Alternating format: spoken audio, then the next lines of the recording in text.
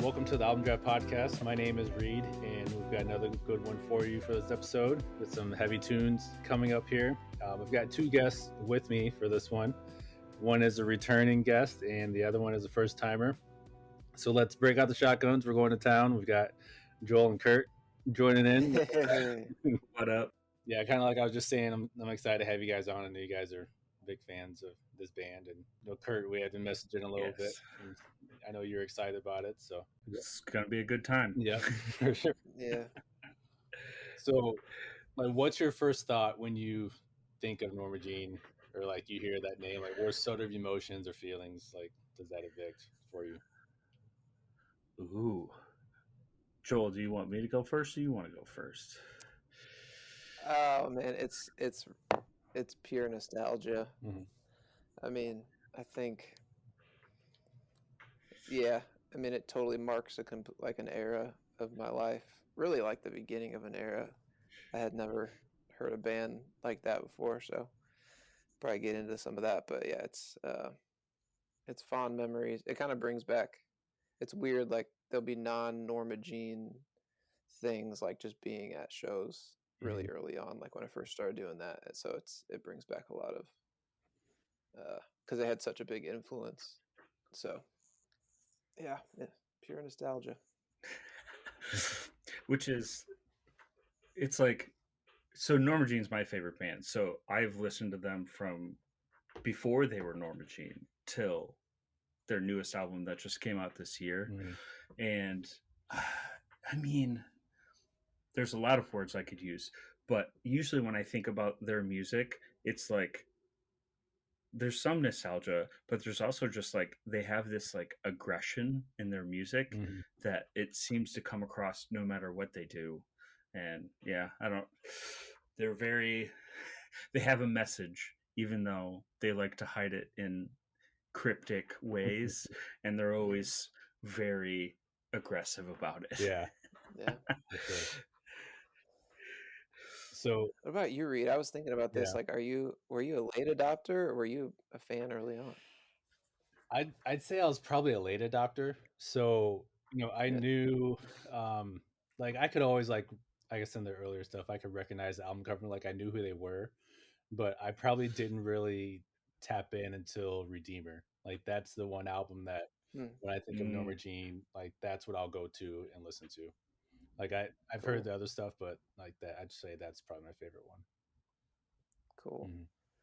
Yeah, we probably have a good spread then, because Kurt's like the all-time listen to everything all the time. And I'm mostly like the. And Joel's everything, Redeemer and before.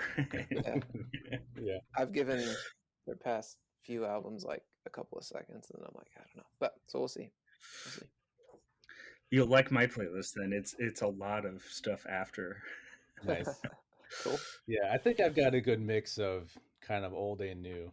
So yeah, and I'll dive into that a little bit more too as we get going. Yeah. But Kurt, with this being your first time doing this, like what was your approach for putting your album together? So I started doing it as just like my 10 favorite songs, and I was like, no, that's not how Norma Jean would do it. Norma Jean would try and put together the most cohesive album kind of from all of their albums. So that's kind of how I approached it. I tried to not have more than 2 songs from any album in there, but I wanted a flow of some sort in there, so it wasn't just random songs in a random order. Yeah. What about you, Joel? Yeah, like I said, I don't have a lot. I'm not going to have a lot of their newer stuff in there, but I think the approach was, it was a little bit more of a top 10 mixed in with like how I would want to hear this stuff live. And then also I'm save some of this, but I think Norma Jean has some of the best like breakdown lyrics. They're like the kings of that stuff. So a lot of these songs are just like the memorable lyrics that stand out to me. So yeah, I think it was mostly just a top 10 from my favorite albums. Dude, they have so many good, just like one-liners. They're the kings of one-liners. Yeah. I noticed that too. It's a lot of it. Yeah, it's a lot of just like, what are you talking about exactly? And then some sort of shout over a breakdown. It's just like, yeah. Yeah. Yeah. For sure. Yep. I haven't really followed them, a whole lot, especially after Redeemer. So with me, it was almost kind of like discovering this band again, and being able to go through like their Oh, entire catalog. And I hadn't heard like the last 3 albums that they put out, so it was cool just to kind of Yeah. walk through everything. you're And missing yeah, I missed a lot. So some good stuff, man. yeah, I know. I realize that now. Yeah, just kind of picking and choosing, what I connected with and kind of what I enjoyed the most out of everything. So kind of a good mix between, I think, their entire catalog. This will be fun, Kurt. You gotta sell us. You gotta sell us on the Oh, okay, new stuff. okay. Yeah.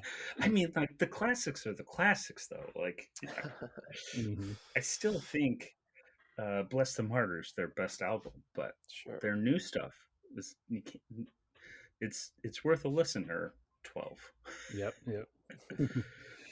Yeah, so let's go ahead and jump in. We'll talk about the songs we chose, just kind of lay the groundwork for anyone that's listening. The three of us pre-selected our 10-song Norma Jean albums, one opener, one closer. 3 songs there's 3 songs you would highlight or release as singles, and then 5 other songs to fill out your album. And then everything they've released up to this point was available to choose from. I kind of want to do something different this time. I think what I'm going to do is just have each of us walk through our albums in its entirety. I think that'll kind of help with feeling the flow of how, if you sequence it in a certain way. So we'll do that this time. But I think Kurt, I'll have you start us off, and then I'll go second. Then Joel, you can Ooh, close us out. Cool. okay. All right. So the first song I chose is actually off the newest album, and I chose it because listening through it, it feels like the quintessential Norma Jean song in the sense that it has a little bit of like everything that makes Norma Jean Norma Jean. So yeah, that's why the song is Spearmint Revolt. I think it's the third song off their new album, Yes. and Mhm. it is a beauty. I think that's the one I've actually heard. Yeah, I mean, it's great. Like it starts off like a build up, I believe, and then it's got a little bit of like the distorted feedback from the guitar, and then it goes into like that groovy Norma Jean riff. Yep. Yeah, it's my favorite way to start off an album for them. And it it kind of touches on, they have like a sing part where you're singing along, and like, and then it ends in just like a crushing like like he's talking about Death Rattle Sing for Me, which there's a couple different things you can kind of look at, where it's like you have a snake rattler, which means it's about to attack. You have death rattle, which is like when somebody's dying, they get stuff stuck in their throat and they like can't breathe, and it's somebody about to die. And so it's like all of that stuff. And then you have the end of this song, and it's just like it feels like they're like punching at the end with Hmm. their guitars. Mm, And it was like, this is the best way. It's like you get a little bit of everything, you get the singing, and then you just get punched at the end of the song. nice. Yeah. Yeah. So I had this one on my list too. Everything that you just said. One of the notes that I had was kind of like one of those first lines of the song where he says, "Don't bring me the head of the snake. I want fang to tail and back." I love that Yeah. line. Gosh. It's just like, oh, it's so good. Yep. And then at the end it gets so distorted that it almost sounds like your speakers are blown. Right. Well, and Yeah. it kind of sounds like a death rattle. Yeah. You know what I mean? Hmm. Like it becomes so like, yeah, it was like, oh, that's Yeah. chef's kiss, you know? That's a good one. I'm intrigued. You Yeah. did a good job. Thanks. So yeah, so then you have that, and you have like that distorted feedback, and then it goes into um, the second song, which is Safety Last, which is on the All Hail album. And I mean, it starts off with more feedback because that's how they like to do a lot of things. And it starts off with him screaming, "I'll bridge or I'll burn every bridge in the world. And it's just like he's angry about something. I don't know Yeah. what, but yeah, and it's like it's great. But throughout the song, he repeats that line, and he's like, maybe I don't want to go back over those bridges, and So far, I'm surprised by the simplicity of the song titles. Yeah. oh yeah. Well, I mean, you're They're used. also the kings of like they should have an audio book for their song Well, titles because they're so that long. was like their earlier MO, and Yeah, now it's not so much. Mhm. yeah. Uh, Well, it doesn't even display the whole thing on Spotify, so you have to like take that into account. Right. If you can't, if it gives you dot dot dot after 4 words or whatever. yeah. But yeah, I put that one there. I actually had debated between that one and Mind Over Mind, just with the vibe that they give off. Mhm. But Mind Over Mind actually made it later in the list. For the third song, Joel will know this one. I did Creating Something Out of Nothing, Yes. which just starts off with the drums and like that Norma Jean chainsaw bass. Yeah. And that's kind of why I include this one, because it's like that seems to be one of their staples, is just a bass tone that like rattles and Yeah. Mhm. sounds like it could cut through anything. Hmm. Yeah,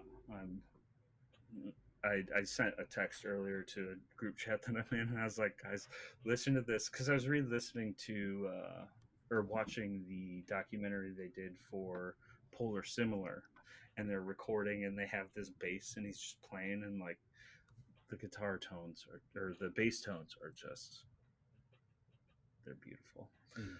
Uh, yeah, Creating something out of nothing is great. Yeah, like I've got that on my list too. But what that reminds me of, speaking of like the nostalgia piece, like like the first time I heard that song, I was like, oh, that's the song I'm gonna sound check my drums to that song every time now. So that little oh, like so that little tom groove, that's always what if I was checking toms, that's what I was checking them to. And then I would always yeah. pan the room like who knows what I'm playing. Yeah. Well, and then I think I would join in on bass most of the Yep. time, because Yeah, it's because like just it's not. yeah. Yeah. Although they do some like time change up and stuff where it's like Mhm. it's and they have, I mean, they have the minor ninth, which they use all throughout the album, Yeah, but it's those just like yeah. yeah. What's the line in that one? Like bringing a knife Like to a bringing gunfight. a knife to a gunfight. Yeah, because he's talking about like using your words as weapons and stuff, and then Mhm. at the end he's like, you're bringing a knife to a gunfight. It's like, yeah, it's That's a great beautiful. one-liner, man. Good song. Good Uh, choice. Yeah, that was a good choice. That was number Thanks. 3. Yeah, it's good. That was number 3. Yep. So then let's see. We go from that one, which I mean, that one ends in like that distorted noise, and the guitar is just ringing over, and yada yada, and it goes into uh, "Pretend Ever," a reference to a sinking ship or whatever. I don't remember all the long titles for the names, but it goes into that, and he's just like, "Oh my god!" And then they hit into a super like pull offy riff, and it's like it's attacks you right as soon as it starts. I This is probably one of my favorite songs on this album, Which because one then was it that goes on? into, what'd you say? Which one was that on? What album's that coming from? Oh God, the That's Oh aftermath. God, the Aftermath. Oh yeah, Yeah, yeah. Mhm. yeah. And it after that it kind of goes into the um it's like a little, it's the boppy like bum, bum, bum, bum, bum, and Mhm. I don't know, I'm much more of like I relate to the music over the lyrics, especially with like Norma Jean, because it's like they do have the one liners over breakdowns, and like they have some good lyricism and stuff, but like the music for me is kind of what drew me to them, just in a sense of like it's chaotic, but like there's definitely patterns and stuff like that, and it's, I don't know, it's a thing of beauty. It's why I like the Chariot too, because they're just Hmm. Yeah. Yeah. So when Josh left Norma Jean, like, did you guys feel conflicted as far as like, are you Chariot fans? Are you Norma Jean fans? Did it matter to you? Oh. Um, Joel, you can go first. Yeah, of course. I mean, like, there's just something about, I think that's a piece of why I can't, or it's hard to get into newer stuff because, like, now it's not even that, just that Josh is gone. It's like, I think there's no original existing Yeah. members. Mhm.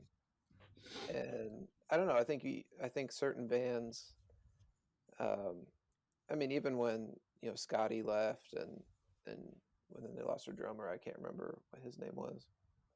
Daniel I don't David know. or Daniel. It's yeah, it's like lightning strikes sometimes, it's like we've Hmm. been in bands and it's just like for whatever reason, just certain people work well together. And so I like Corey. I like his voice. It's just different. And so I think Josh is just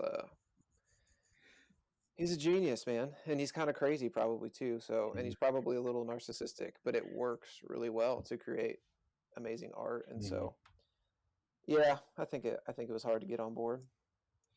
I was actually thinking about this because I was like, I bet he's going to ask us this question, Mhm. and I mean, I think I agree with Joel's assessment where it's like Josh is definitely the like more crazy artistic dude, but like Brandon, I would 100% rather have a beer at a bar with Brandon and Did I just say talk about Corey? Who stuff. was I talking about? Oh no, no, I no. said You're right. It's Corey no. I Brandon. said I was Corey Brandon. That's right. just Whatever he cut that says out. last time. I was like, oh my gosh, I got it wrong. No, Yeah, no, you're no. right. You're right.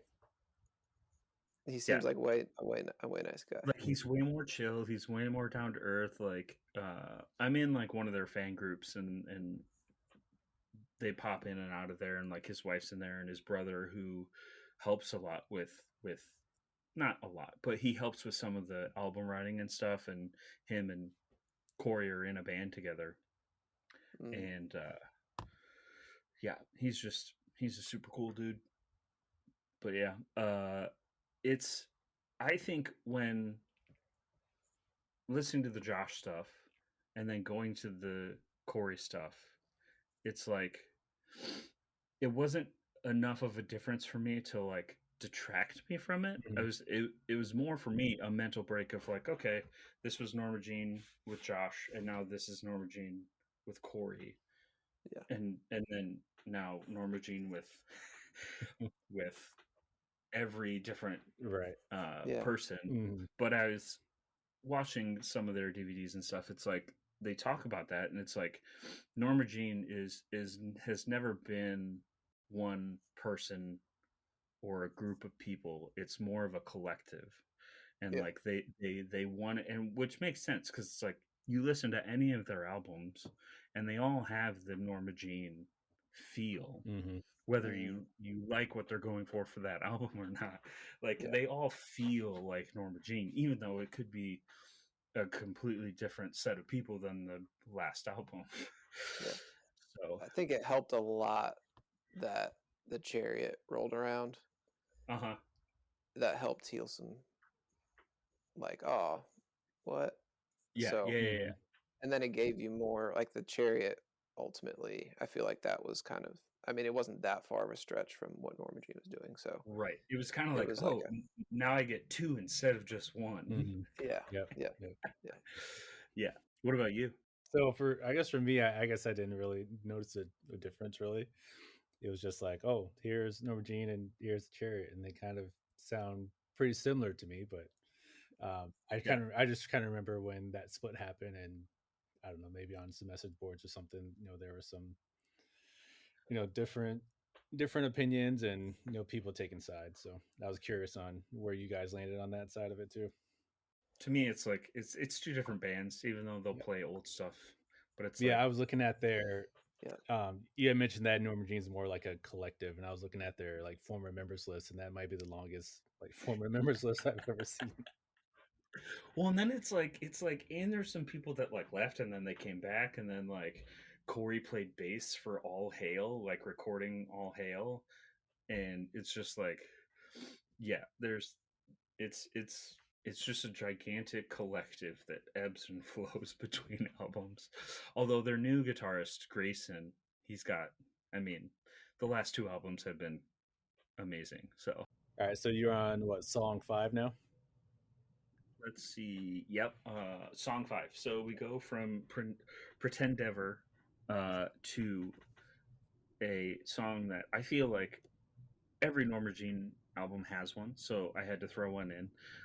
It's To the People, and so the track starts off like super ominous and like dark sounding, and then you hear like this electronic, but like 1940s electronic, not like Owl City electronic, like little ditty, and then you just hear some female voice start talking in numbers, and it's like real weird and real creepy. And I included it because it's like every Norma Jean album has some sort of weird interlude song. Yeah. Um, there's a little bit of history behind it where it's like, so the house that they recorded Polar Similar at, uh, there was a room, and it was like it had a pool in it, so it was like a lot of concrete, and they could get really cool sounds from it. And one of the guitarists is just like playing in there like some real weird riff and like real slow, and they were recording, and then Will Putney, who was the engineer on the job, uh, he he was recording, and then I can't remember, but there's another member, and he was like, "Wait a second, we gotta put this over top, like this lady reading numbers." And what it was is these old Russian, um, either Russian or European radio stations, where spies would put these numbers over the airwaves, and it was communicating some sort of message. And like they had talked about it in length, like months before, and he was like, "Wait a second, we got to put this on top." So then they put that on top, and then they put the, I think it's called like the Lincolnshire or something, but that's the song that you hear, and that's how you kind of got that. And it's just a weird coincidence that he remembered that, and he was playing it in this swimming pool room that had really good reverb and all that kind of stuff. And so I thought it was a fun little ditty in the middle, and I was like, this one has the most that I can talk about, so I'm going to use this one. And it's probably the most creepy one that they have. Yeah, so that is that song. And then after that, I included like a shorter song, but also probably one of my favorite Norma Jean songs. Not fully because of the song, but the music video. So the next song, song 6, is If You Got It at 5, You Got It at 50. It is off the Wrongdoers album, which I don't know. Nobody ever talks about that album. Like I feel like I've it kind of never got even forgotten. heard of that. It's the one with like the skeleton lady on the cover. Okay. Yeah, like the lights coming out of her eyes. Yeah. It's like nobody ever talks about Wrongdoers, which, I mean, granted, with the newer albums that they have and like the older like classics, it's like I get it. It's when you have that many albums, some are gonna kind of get lost, but it's a banger. Yeah, it starts off super chaotic, and the music video, which is my favorite thing, they're around a pool outside, and instead of like a kegger, it's jugs of milk. And so they're just, all of them are playing, and they're like chugging milk, and like, and then so as the song progresses, it gets a little more chaotic, and then it gets to the breakdown part, and in the music video, everyone just starts throwing up milk. And it's like, this is exactly what I expect from this band, and it's hilarious. But the line that they have over the breakdown is I enjoy thoroughly. It's the noise doesn't do it anymore. Who's to blame? Who's to blame? And it's just kind of like, to me, listening to that, it's kind of like I relate it to like social media and all that kind of like all of this noise. Like it, the more we get, we're going to become more and more dissatisfied with it because we're going to need more and more of it to be satisfied. Mm.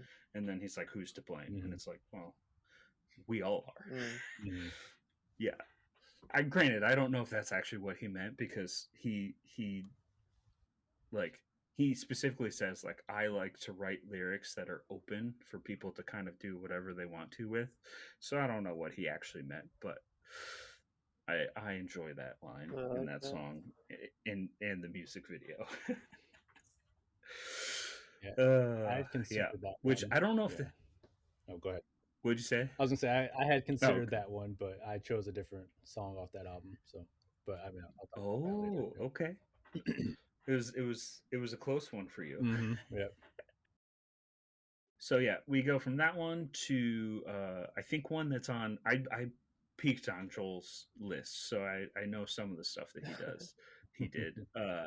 The End of All Things Will Be Televised. Great song. Yeah. It starts off with like that punishing, like da da da, and it's like just starts off immediately in your face, which is the best thing about Norma Jean. Mm-hmm. And then you kind of got it goes through, and then you have the guitar the bass and drum with why am I brain farting? Sorry.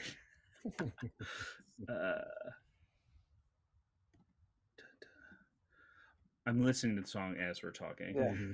Well, this one's Yeah, got like I think it's like the quintessential Norma Jean line. It's the "Tonight the South is on fire." It's Oh got yeah, that. okay, yeah. Yes, that. There's also a killer breakdown at the end. It's like something like, Right, where and over that killer breakdown, like it has some really great line. What is it? "Cap, Captain, the, the ship is sinking." sinking. Have mercy. Yeah, Mm-hmm. And it's like, that's great. yeah. Yeah. In one song, those are great breakdown lines. Because yeah, you're right. It's kind of like it's funny because like that stuff when I'm hearing it now, like you were saying, Reed, like kind of revisiting the band, it sounds cliche. Like some of their one-liner stuff, I'm like, oh, of course, Mm-hmm. like, but like they sort of invented it to some degree. Like the That's true. like the breakdown line, like or like whatever lyric, like having one repeated prominent lyric that's memorable inside of a hardcore song or whatever heavier Mm-hmm. song. I feel like they kind of trademarked that thing. So whenever I'm thinking, oh, that's cliche, it's like, well, they created it, so it's like That's true. And then so after End of All Things Will Be Televised and that wonderful breakdown at the end, I have another song from Redeemer, which I was trying not to like put them next to each other, but I mean, it fit well enough that I was just like, okay, whatever. Yeah. For song 8, I chose A Small Spark versus A Great Forest. For some reason, I have no like specific reason I like this song. Just the way it kind of starts off with like the tapping on the rim of the drum and like the heavy bass ringing out, and then you kind of got the little guitar riff going on. It's yeah, I don't know. It's a good vibe. Yeah. And then later on in the song, it's kind of just Corey scream singing over some bass and drums, and then it builds into the breakdown, which is fight fair. Yeah. And he's just screaming fight fair, and it's like, I don't know, that's just like you pump your fist at that kind of stuff, because it's like, yeah, there's a lot of injustice in the world, and it's easy to just kind of pump your fist to like, yeah, people fight fair. Yeah. Stop being dirty people. Mm-hmm. Yeah. Did you have that one on your list, Joel? I didn't. It was close though. No. Yeah. Okay. Yeah. But then, yeah, I mean, it ends in the breakdown with him just screaming "Fight fair" Mhm. over and over and over, and it's like, yes, this is great. Yeah. So then, let's see, that was what, song 8. So then, song 9, you have that breakdown going into "Mind Over Mind," which is off of the All Hail album again. Mhm. Honestly, like, I don't know. I think All Hail might be like my third favorite album by them. It was just when it came out, I wasn't expecting a ton, and then they came out with this album, which it felt like it was a throwback to some of their older stuff, and I was like, okay, I can definitely get behind this. But yeah, so Mind Over Mind starts off with like just a super low, dirty bass riff with some like an interesting kind of drum pattern. Mhm. And then it goes into like this groovy, just guitar Norma Jean. I mean, I call them Norma Jean riffs, but it's like, you know, kind of that dirty southern Mhm. like. But again, It's like, I don't know if they invented that, but I know what you no, mean. They do it enough where it's yeah, like it becomes a thing, you know? It becomes a yeah, thing. yeah, yeah. One, and for All Hail, no, because they had a guitarist for a little bit who was like from Louisiana, was super like into like blues and that kind of stuff, and so I mean, they've always kind of had that ever since earlier on. They've always kind of had like a little bit of southern like Mhm. ness to their music, but yeah, it's just like it's just something you kind of come to expect from them, and it's great when you hear it. Mhm. As that song goes along, and then it goes into the end. What's the? He has a really good line at the end, I think. So give it death till it comes alive. What'd you say? So give it death till it comes alive. That's the line you're Oh talking yeah, about. that's what it Gosh, is. these lines just fall out of the sky Mhm. for this guy. That's so good. And you're right. Or maybe he's just like, maybe he just gets inspired and like writes it down on a notebook when he's sleeping, and then he just I saves it for guarantee later. he's just got a running note of one-liners in Right. his Yeah. phone, and he just throws them into. Mhm.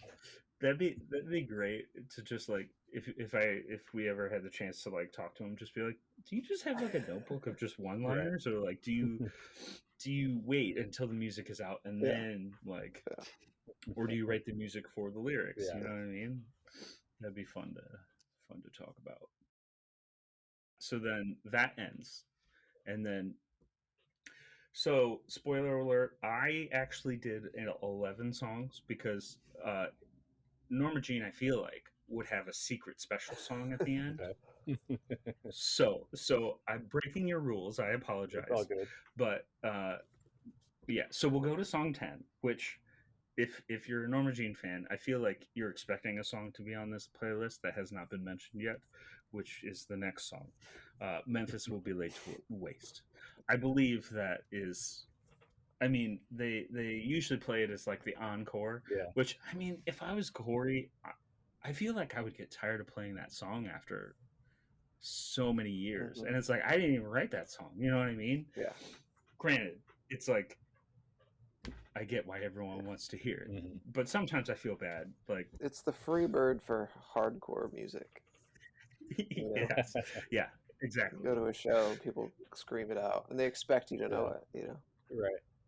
But next time I go to a Norma Jean show, now I'm just going to scream out "Freebird," and maybe they'll play Right. that Yeah. instead. I'm sure they. Just like a heavy version of Freebird. Yeah. Yeah. So, yeah, I mean, Memphis Will Be Laid to Waste. I mean, yeah, it starts off with the big build Mhm. and Josh kind of screaming, and then, I mean, most people who are listening to this will probably know that song. My favorite part of that song, though, is definitely the Aaron Weiss "Me Without You" Mhm. kind of where he joins in, because you're like, okay, what's gonna, like, listening to the first time, if you don't know this song, you're kind of like, okay, what's gonna happen, because they're it's not like a super heavy build up, but it's like a ring out, like, and you're like, okay, well, this is kind of weird compared to him screaming mediocrity is the killer, like just previously. And then I don't remember all of the lyrics to what Aaron says, but it's a beautiful kind of spoken word thing that he just does. And then the song ends with the guitars just ringing out, and it's like, this is beautiful.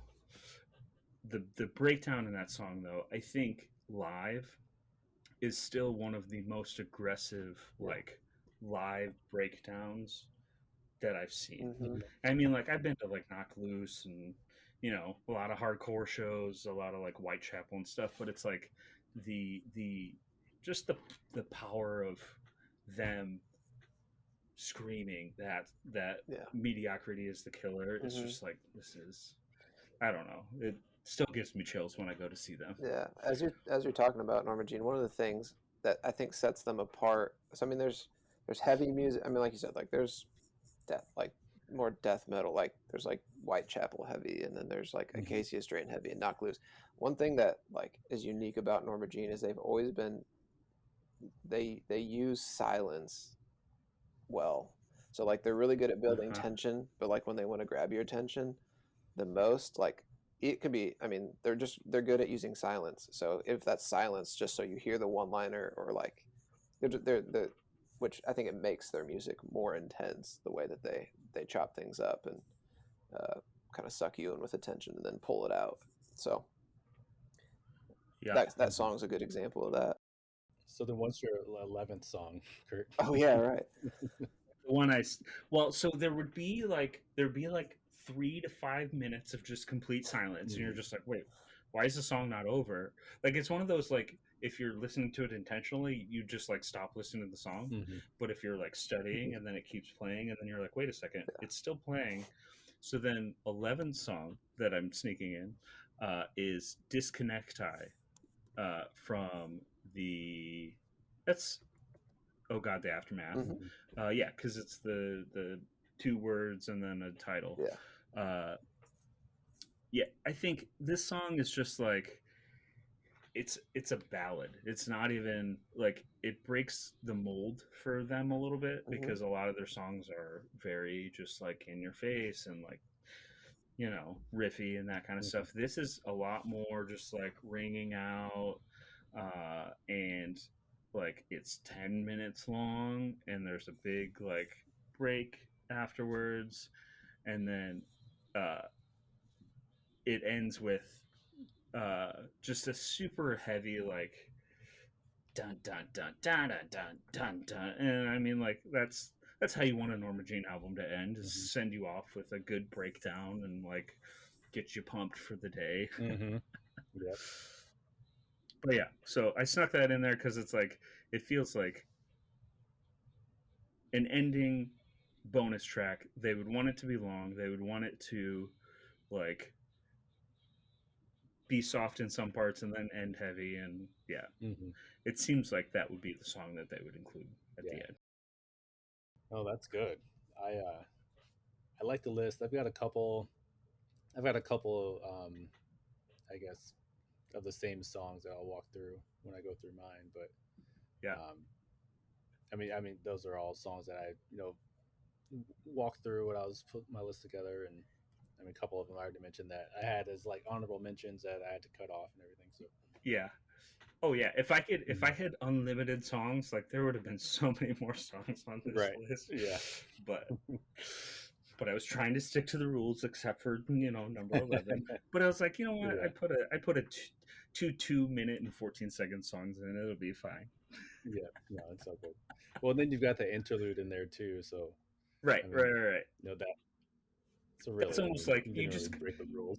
Yeah, you combine that song, and then if you got it at 5, you got it at 50, and that's just one song, you know? All right, so I will jump in and I'll go through my album. My first song, my opener, I chose A Killing Word, which is from Death Rattle Sing For Me, their latest album. Ooh, that's a good one. Yeah.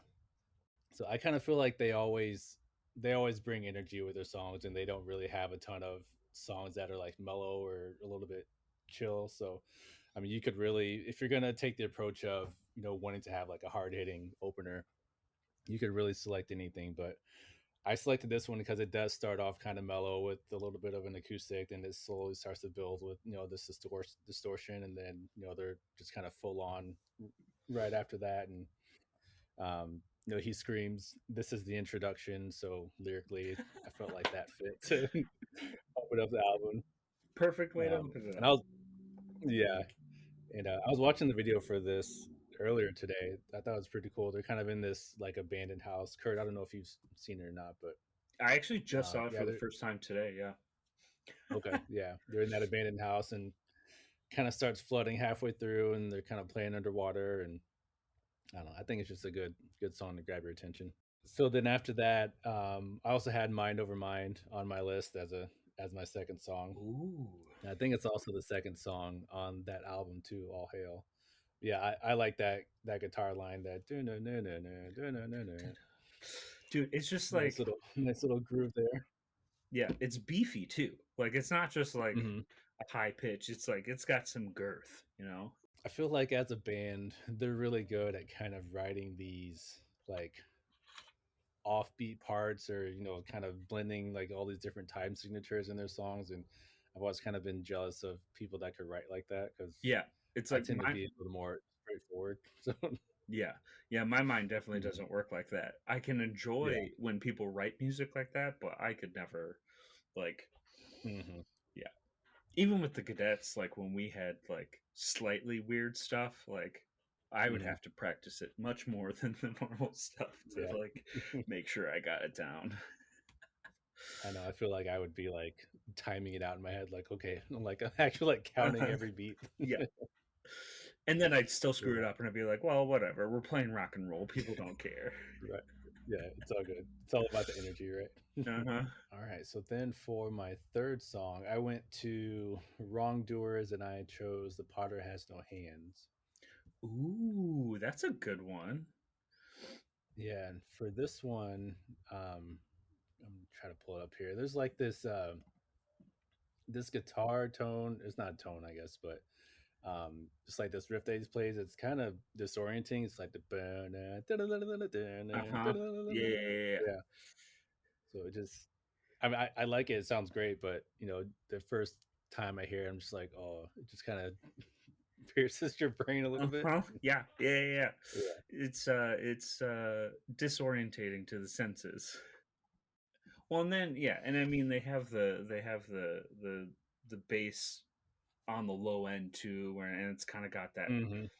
raspy, like, yeah, it's great. You No, can that's tell I'm a good. bass player And because I I was keep kind of talking wondering, about how much I love their bass tone. like how did they influence you, just as musicians, and also like with Grill Cadets? Like, did you guys take anything from them, like use them as inspiration? I didn't do any writing, so I didn't. I mean, like, I tried to get my bass as dirty as possible, like theirs, so that Hmm. I mean, like, I took that a little bit. Granted, I was Hmm. also working with the rest of the band to try and match what they wanted. So I had some input, but I was trying to appease the band as a whole as well. So Hmm.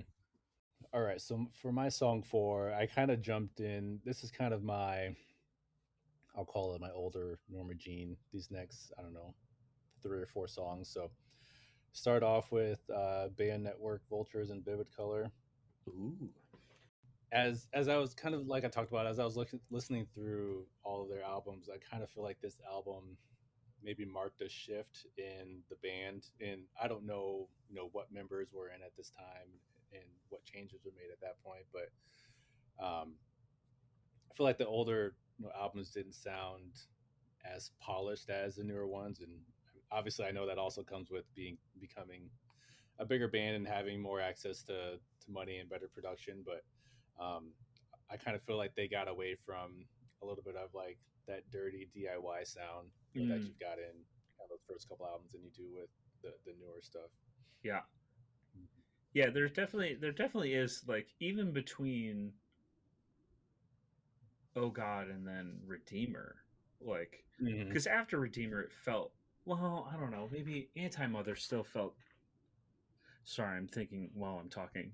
The No, you're Anti good. Mother still felt a little DIY too, but yeah, there's definitely a shift there. I agree with you. Yeah, And yeah. then I like that line. go ahead. Oh, go ahead. No, go ahead. I was gonna say I like that line in the chorus. Like this is between me and this blade in my heart. Yes. And just kind of just like This is the melody that between. he has. Yeah. Yeah. Mm. Yeah, there's so many like, and it's just funny because it's like, um, there's so many good one-liners. Like Joel was saying, he must have like just a little notebook, and he just Mhm. waits to record, and then he's like, "Hang on, I got this." And he Right. just, Yeah. yeah. I also learned that. So I know you know with this album, like the song titles, they're kind of you get these two words that are combined to make one word. There's Mhm. actual a term for that. Oh, It's called what's it called? Portmanteau or portmanteau. I can't remember how you say it now. But yeah, it's essentially combining two words and making a new one. okay, So that's the more exciting. you know. Yeah. I didn't know that. So then after that one, that was song four. Song five, I put in Memphis Will Be Laid to Waste. I feel like you can't have an Norma Jean album without that song. Right, right. I mean, I agree. Mm-hmm. I like it in the middle though. That's kind of like, you know, Yeah. you build up to it, and then you get what you kind of came for, and then Mm-hmm. you kind of climax, and then it slowly. I mean, I don't know how you built the rest of the album, but yes, Yeah. I like that choice. Yeah. So sometimes I tend to look at my albums in terms of I've been starting to get more into like collecting vinyl records, and so this Oh, is the song five is kind of where I split my albums, and then I use kind of the song six as like another album opener, almost like you're okay. flipping to the other side of the album. So that's part of the reason why I placed that there too. So yeah, it goes directly in line with what you just said. So, Okay, so it's like the end of Act One almost. yep, yep, Ooh, exactly. I like that. Hmm. Now, so does that mean you build again from song 6 to song 10, and then song 10 is the final, or song ten's final act of part 2? Typically, yeah, Oh, yeah, okay. hmm, I'm excited. yep. So for song six, I went to Redeemer, a grand scene for a color film. Ooh, So this is probably my favorite Norma Jean song. okay. So yeah, kind of like I talked about earlier. Whenever I think of Norma Jean, I think of this album, and this is usually the first song that I'll listen to. Yeah, yeah, yeah. Oh, because that's the first song off Redeemer, right? Yeah. Mm-hmm. Yeah, and it kind of starts chaotic, and then, yeah. Mm-hmm. Oh, it's such a Yep. good song. Yeah. Oh, You yeah. got the line in there. Let's break out the The shotguns. We're guns going were to going to town. town. Yep. Yeah. Yep. That one, and then I've actually got back to back Redeemer songs. Song seven is Blueprints for Future Homes. Ooh, that So one. that's my, That one's a good one. I mean, granted, I think all Norma Jean songs are good ones, but mm-hmm. Yep. Kind of comes in with a little bit of that distortion or that feedback and fades in and they're off to the races again as usual. yeah. And that one's more of like a, it's more of like a drivey kind of like, instead of necessarily riffy or anything, like that one feels Mm-hmm. more like they're pushing the pace of the song a little bit instead of just kind of like meow Right. meow meow. You know what I mean? Yeah, Yep. yeah. I Mm-hmm. like that. I talk, I talk in music sometimes. No, it's all good. It's all good. I tend to do that sometimes too. So definitely, I'm with you there. Yeah. All right. So song eight. This is the only song I've got from Polar Similar, I believe. Ooh. Yeah. I did Death as a Living Partner. Oh, I have a long sleeve with that on it. Mm. It's a great song. Yeah. For this one, you've got kind of this like fast, frenetic drum beat and guitar riffs, and I I've been listening through my playlist, throughout the weekend and even this morning, and like I'm kind of with this song, I'm kind of on the edge of my seat, just like waiting for them to settle in. Then all of a sudden, you're in the chorus, and then it's kind of back to this, fast pace, all over the place, drum beats and guitars, and there's kind of Uh just huh. no letting up with this one. Yeah. a little bit of that Norma Jean aggressive chaos. Yep, exactly. Yep. All right, so song 9. I also had Spearmint Revolt, which we kind of talked about earlier. Mm, In that line, "Don't bring me the head of the snake." yeah. And also, yeah, the end of the song where he's screaming, "I want Fang to tail," and the band is just hitting with each word, and they Uh-huh. slow it down, and you got that distortion. It's just really good. The musical death rattle at the end. Yeah. What's your last song? Yeah, I went to is it Meridiano? I think that's how you say it. Uh, Anyway, the album at least. yeah, Just Meridianal, I like that. something like that. Yeah. Yeah, yeah. So the song is "Falling from the Sky," Day 7, and Ooh. this one is definitely the most melodic song I've got on the album, and Mm-hmm. I don't know exactly what the song is about, but when I first listened to it and when I was looking through the lyrics, like my mind went straight to Genesis 3. And I don't know if either of you are really familiar with the song or not, but um, with the lyrics, and I'll hop around a little bit, he says, "Have you become smarter than your own father? Are you ready to lead with no lesson?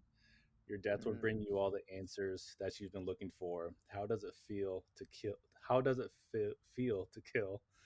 The fruit has been tasted, and their blood is on your hands. You won't know the truth soon enough, my friend." Mm. And I was just Wow. like, "Whoa, where does Wow. this come from?" So Yeah. Soundtrack to Adam and Eve eating the yeah, fruit. Yeah, for sure, man. And it's just a nice way to end the album, like kind of a calm. And then I mean they have like the a slight breakdown towards the end, but hmm yeah, a ending it calm the way you after would the expect storm. Norma Jean to end it, right? Yeah, yeah, yeah. Mhm. Yeah. So yeah, that's my closer. I dig it. The end of Act 2. Yeah, yeah, exactly. Which is funny because like if like going off that premise, like it ends the exact opposite way that Act 1 ended. You know what I mean? So that's kind of Yeah. I like that. Well, my opening track, I didn't get too uh, creative with this. I just went with the opening track off of Bless the Martyr, which is "The entire world is counting on me and they don't even know it." So this would have been the very first Norma Jean song I ever heard. And I may have said this earlier, but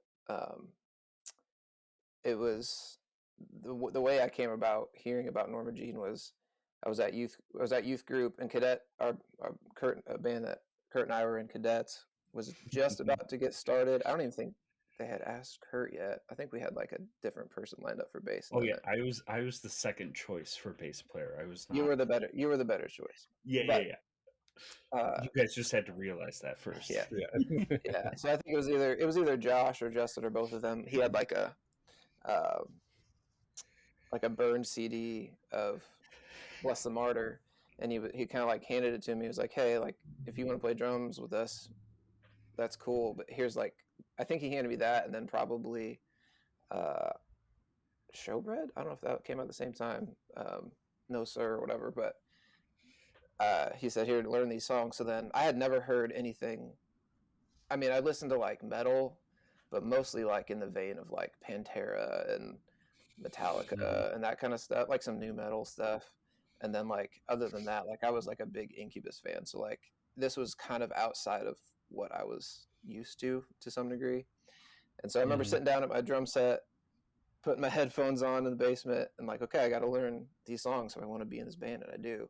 So I put it on, and that track one, and it starts off with this like just five snare hits, like da da da da da, and I was like, oh, like it shocked me. And then Josh's vocals come in Mhm. right away, and then it's just this slamming like da da da da da da da, and I was like, okay, okay.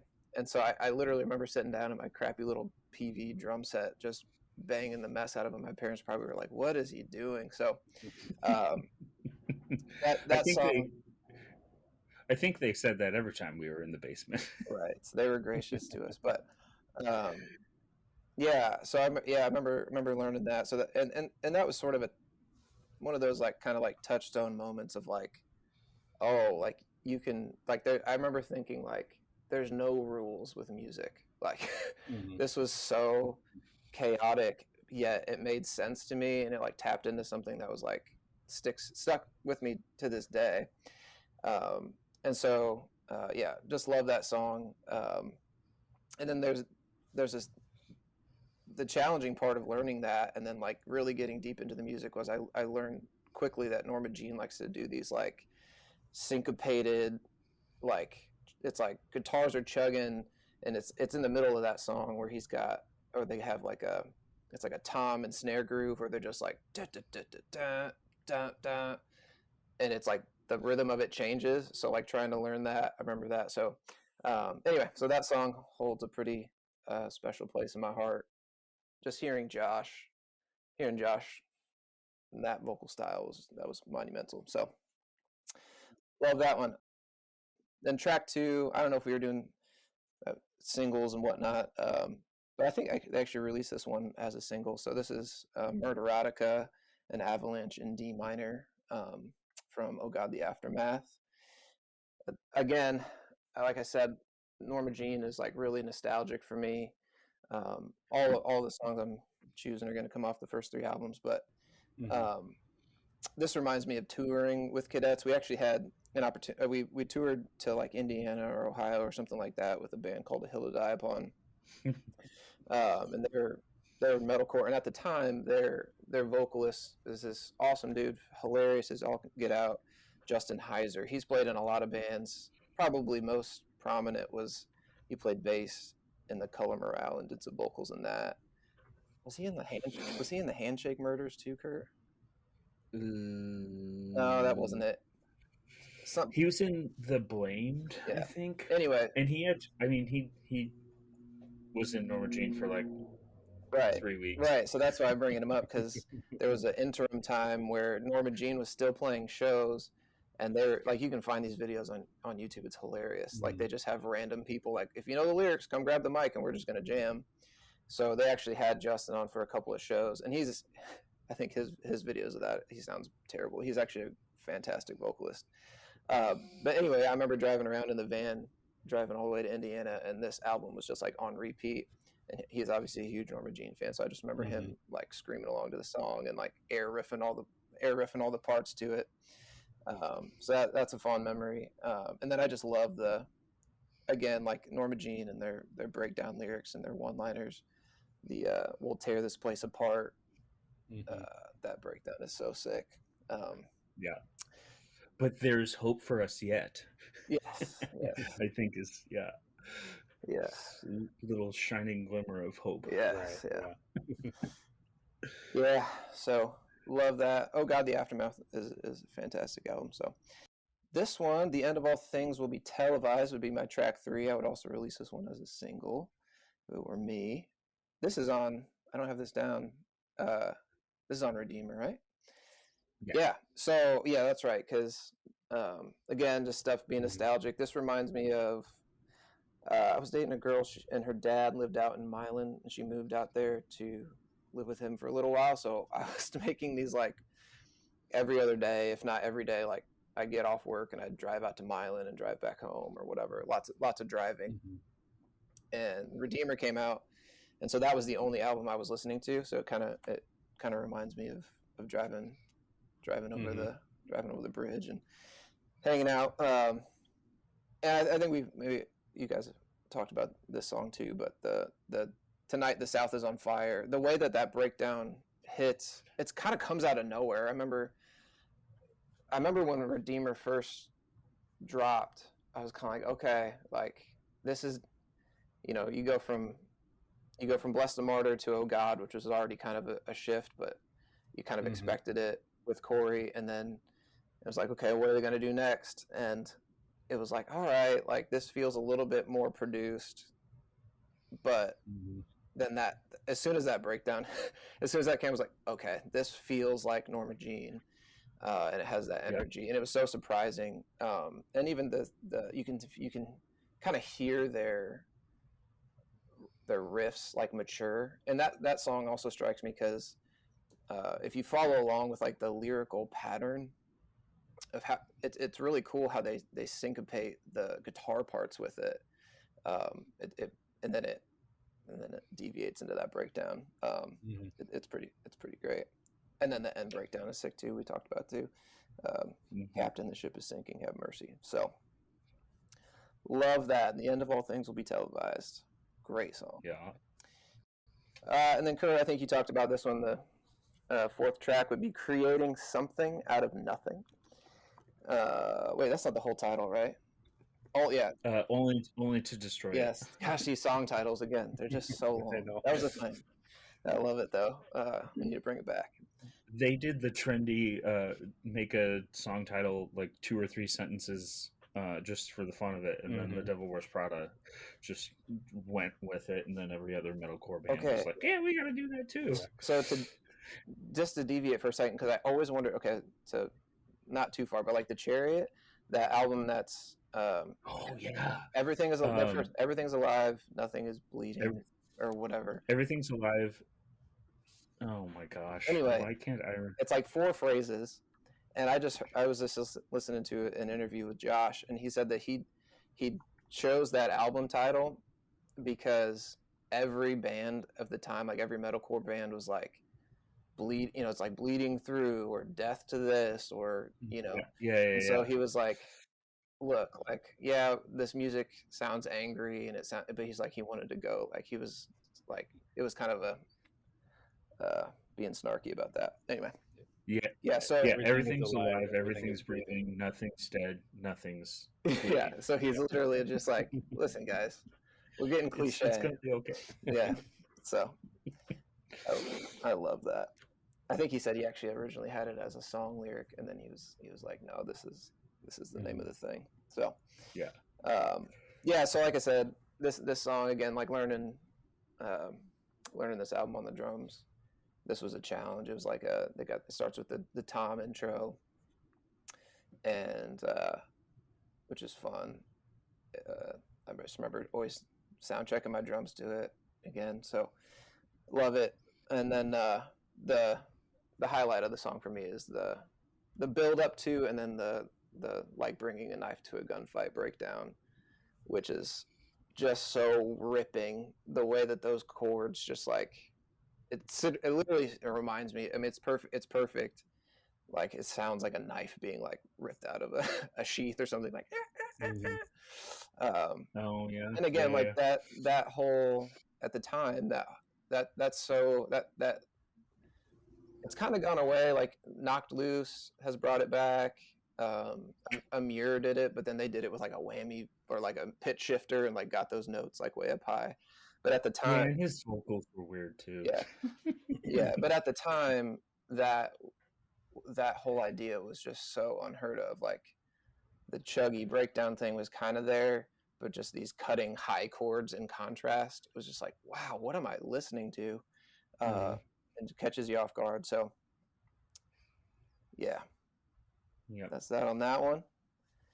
What am I at? 5. All right, I've got these song titles. Science-fiction. This is the thing. I don't know these songs. Like, this is probably the 5th time I've ever looked at these song titles. Science-fiction, a clot of tragedy, a swarm of dedication. So this is going to be on, oh God, the Aftermath. We talked about Every Time I Die a little bit, but this one starts to get into that Scotty Henry, Every Time I Die, cool pull-offy, kind of southerny sounding riffs, kind of subtle, but it's there. And then the tension that's built through the middle section of the song. And there's like this 1 or 2 note little groove that's like, and it's like single, it's like not a full chug or anything, it's just like this down down down down down down down. I think that's how it goes. Again, it was just kind of a cool like evolution in what they were doing. It was kind of like bridging the gap between like Bless the Martyr and Oh God. It was with these kind of stabby those cool riffs, and then And then they showed their melodic side too towards the end, kind of layering that guitar riff with this cool, I don't know if it's like an octavey thing, but where the guitar is like walking up and down.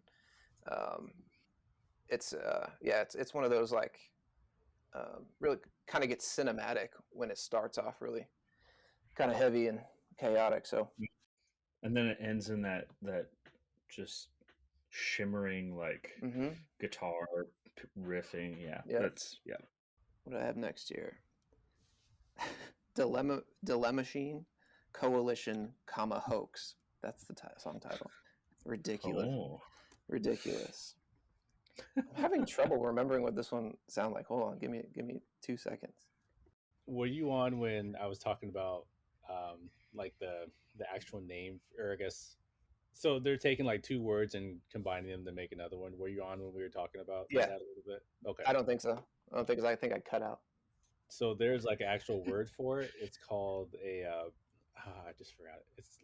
It's called like a portmanteau. Yeah, portmanteau. Oh, really? Yeah. That's cool. It's definitely, yeah. Now that it seems ridiculous when I'm looking at them, but it's like I've never seen anything like that either. It's pretty innovative. Yeah. So this one, now that I refresh my memory on what it sounded like, it's got that. It's just so cool, like how who's their other guitar player? So it's Scotty and remember his name? Anyway. Oh my gosh. The way that it doesn't matter. The way that they hit so much groove in so much chaos, or seemingly it's seemingly so chaotic. So this one's like that. That's what one of them's doing. And the other one's kind of mimicking it up higher, but like in a more like 16-note rhythm. I don't know. It's so, they're so tight, and it just goes to show like the craftsmanship that's there. I think a lot of heavy music sometimes doesn't get the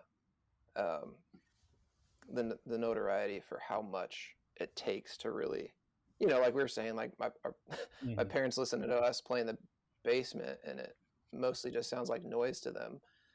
But we really are trying to organize some chaos, like purposefully.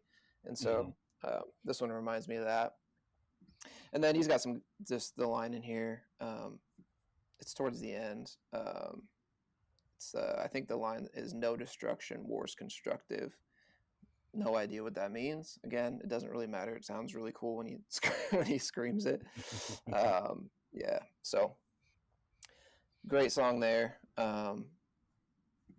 Well, and it ends with the breakdown where he's screaming, "Hell will have no mercy." That's right.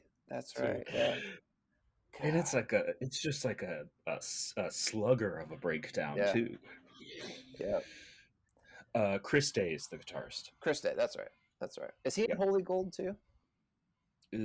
Probably. Okay. I that is one Norma Jean offshoot I have not followed. Yeah.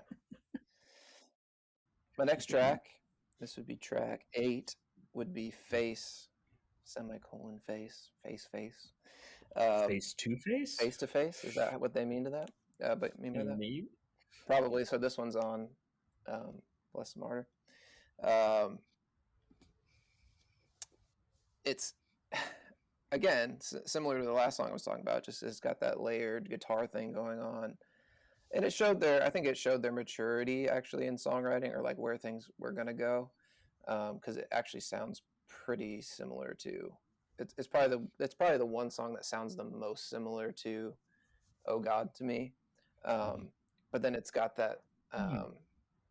This is the one that's got that "She Simply Will Not Die" breakdown. Yes. And it's like, man, oh man. Again, like how it's just one of those. I don't know if it's an alliteration thing. I mean, that's an important thing in catchy songwriting. Not that they're necessarily worried about being catchy, but stuff that sticks in your head. Like I remember, this has nothing to do with Norma Jean. Completely different direction.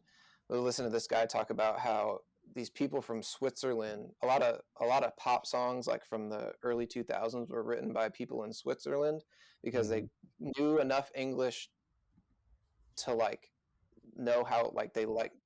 So the one song that's standing out from this guy, he's talking about how Britney Spears' "Hit Me Baby One More Time" was written by somebody who barely spoke English because they just liked the way that it flowed off the tongue. And there's so many pop songs like that.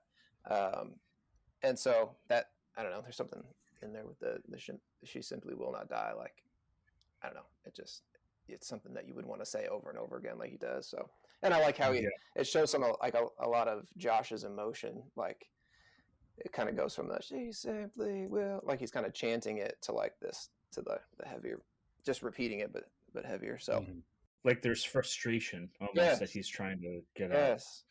I can't remember if he did it a lot in Norma Jean. I'm trying to think. But he would do this thing where he would, it came out more in the Chariot, but he would like grit his teeth and scream through his teeth. It was like this. Yeah. It's like, gosh, I just love that, you know? And you and just listening to him and multiple interviews, like a big piece of like he considers playing live music and doing shows as like this therapeutic thing that he like, you know, needs. And you get that in every time I've seen the Chariot. I never got to see him in Norma Jean, but you just get that. So you can tell too. He's just I loved their young like punk rock, like just throw the mic cable around your neck and crawl around on the floor and make people think what the heck's going on. Yeah, cool. So that's song 8. Song 9, I've got The Longest Lasting Statement. Oh, the one that's it starts off, "Will the body be abandoned?" Yes, and it's got your bass. It's got your little bass thing, like the Sans amp, really crunchy bass thing. Gosh, I love it. Yep. Sounds like a chainsaw. Somebody mic'd up a chainsaw and just let it go. Yeah. And the breakdown that hits right after that intro, I think it's about 40. I've got marked here like 40-ish seconds in, is so heavy, and it's like the drummers. It's either like an 808 that they added in, or the drummers like just hitting like the lowest floor tom with the kit, and it's like boom. It just sounds so like, I remember thinking it's almost like it sounded tribal to me, like an army of, I don't know, indigenous people was coming to kill me. Yeah. And then this was where I thought, this was one of the songs where I thought, okay, Josh has talked about how him and Corey are good friends, and people, you know, kind of like, oh, what's the controversy? He's like, no, he's like one of my best friends. They've been best friends since like 97. Like the end of the song where he's saying, well, he's screaming, we'll run straight to the murder, and it's just the drums. That's so Josh and the Chariot. So I just love the whether they're doing that intuitively or, you know, just happenstance. It feels very cohesive with that whole kind of collective thing going on. So just another heavy hitter. And then obviously the closer. I feel like my intro song and my closer are just standard, but I would say Memphis. I feel like I had to put it in here. I love the song. Perhaps the thing that I like about it the most is what's the lead singer of Me Without You? Aaron? Aaron Weiss. Yeah, Aaron Weiss. Which I had never heard them, so I love the rabbit trail of, which I know you said you want to do some tooth and nail stuff at some point, but like yes, please. Yeah, that'll be difficult. But hearing that song and then being like, what is this? This beautiful poetry over this crazy, they're just hitting one chord as long as they, you know, there's nothing to it. But just, I remember trying to like learn all the lyrics to that, and then how that, you know, sprung me into Me Without You, which I would say their album A to B Life was probably, next to Bless the Martyr, was probably the next most influential thing for me of that time period. So yeah, I just loved that creativity. It kind of added this unexpected beauty to something so seemingly so like dark and not on the like on face value like beautiful to most people, but yeah. And it touched too, and because I mean we were into like a lot of drive-through bands at the time, so like the Early November and a lot of like Midwest emo sound and stuff. So like Yeah. it was kind of cool to like, oh, like this kind of feels like that in a weird way. So yeah, yeah. So that's my album. I would also I would love to see that show. Dude, if it wasn't on Super Bowl Sunday. I know. Yeah. Oh, right, they're playing. Yeah. Yeah. I literally mean I would love to see them play this show, but oh yeah. Yeah. Yeah. Screw the new stuff. I'm just I was kidding. gonna say, I think it's I think it's interesting that all your songs are from those first 3 albums. It's like a thing, man, and I think it sometimes it bugs me because it's sort of, I think it comes from being a Bears fan, honestly, because I'm like, I don't want to say I'm a fair weather fan. I just lose interest probably too much, or I'm so stuck in nostalgia. So like, I wasn't even born in '85, but it's like I feel like I'm an '85 band, Bears fan. So it's like, and that's my father-in-law and stuff. So I have a lot of influence from that, but it feels like that. It feels a little bit like, I don't know, bands would hate to hear that. Like, come on, like, and I hate that as a musical artist that's the way I am. But it's just like it was such a saturated time of like, kind of like a coming of age thing, where a lot of these bands get stuck in time for me, and then I end up kind of comparing them to everything else they've done when they really should be evolving, and I should give it a shot more. So I am intrigued to go listen to your guys' lists, and at least I can kind of whet my appetite for a snapshot of yeah. I mean, I follow all of them on Instagram, and I keep up with little clips they post. I'm like, okay, that's cool. I think things got, especially with bands like Norma Jean, they got a little bit too, I don't like a ton of singing with my heavy. And so even like embracing Corey as their front man was a challenge, because even in his screaming, he's kind of got like a vocal melody thing kind of happening, or you can kind of almost hear the pitch changes. It's kind of the scream singing thing, especially the further they go on, and it kind of turns me off. So yeah, where I would rather, like, Josh to me can't sing at all, but I like when he tries to and it sounds terrible. There's something like perfect about how bad it is, but right, yeah, it's so bad that it's good. Yeah. That's like Poison the Well singing. They can't sing so bad in the earlier albums. Yeah, they got better later on, but it's like this is not good. But yeah, the heart's there, and that's what matters. It's half the time it sounds like these bands don't even know how to play guitar either, but that's what especially just the chaotic stuff. But it's like I know it's calculated, but anyway. So how do you feel about like dual vocals? Like like an Under Oath, or maybe like an Amber or something like that. No, I love that. I mean, obviously we were huge Showbread fans, so like having, and we had 2 screamers or vocalists, and so I think if you can do it well, I mean, I don't know that you get a better complementary vocal pairing than Under Oath. I mean, Aaron sings like an angel, and Spencer's guttural and can do it all. I think that's great. I especially love it too. Like I don't know how many bands do this where you have like 2 frontmen, like Showbread did it, but if you've ever been, you go to a show, or like even like Norma Jean, like if you, like, I know like they'd bring out Josh every once in a while to come do Memphis if he's there at the same show or whatever, and it's like the energy goes like through the roof, because it's like they're both going at it. So if you had to pick one of these three albums and you can't pick your own, which one would you pick? Like, what would be the one that you would listen to? Oh. I'm gonna say just because I noticed the least amount of songs from Reed's, probably because you had a lot of newer stuff. Oh, you did too, Kurt. But I would probably say yours just because that's where I need to that's where I need to go. I need to check out the new stuff. See, I would say I would go with Joel's because I have not listened to the older stuff as much lately. And it'd be good to go back and just, remember my roots.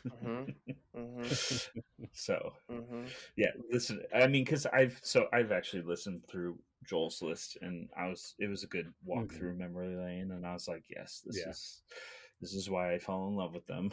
Yeah. Just to complete the circle here, I'd probably choose Kurt's. Just think one because of Spearmint Revolt's becoming my favorite Norma Jean song lately, and dude, it's so good. I gotta go. I have to listen to this when we're done. Well, yeah, and I feel like Kurt, you probably, rightfully so, being probably the biggest fan out of the three of us, you had a good mix. So, yeah, I tried. I think in terms of album art, ooh, I didn't even touch on this, but it's like their stuff is iconic. Like, oh, absolutely. Like, I feel like a lot of album art can tend to be forgettable, or I kind of remember it, but they always just gave such attention to, and then it kind of plays into the way that you visualize what's happening. So like the creepy girl on the front of Bless the Martyr, and the Oh God, the Aftermath, like the almost like tattoo-ish art with the crazy lettering. I don't know. It all sticks out in my mind. That's something else that Norma Jean does really well, is pay attention to the whole thing, like the whole package of what they're doing. So, yeah, I mean, like, the design, well, actually it went back to Ludacris, but like the creepy girl on the cover, like I was walking through Christian bookstore and I saw that cover and I was like, that looks like it would sound like something that I'd want to listen to. So they yeah. But I mean, even with Oh God, the Aftermath, they had inside the booklet artwork, where it's like it was